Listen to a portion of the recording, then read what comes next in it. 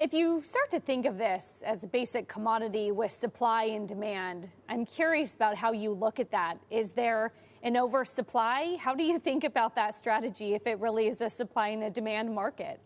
So the difference between the US and Canada is that we are massively undersupplied in the United States, largely because the cost of capital was very expensive in the early days of this industry, continues to be very expensive.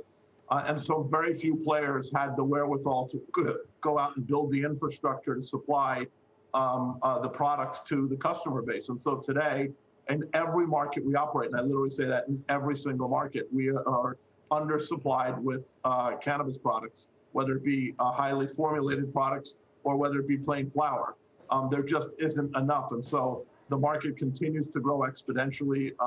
Curaleaf is showing tremendous growth numbers of 30+% on a quarterly basis, and it will be several 100% on an annual basis. So I think that we're going to be in that position for a while until the federal government steps in and decriminalizes, and more importantly, reschedules THC from a Schedule 1 to Schedule 2 drug.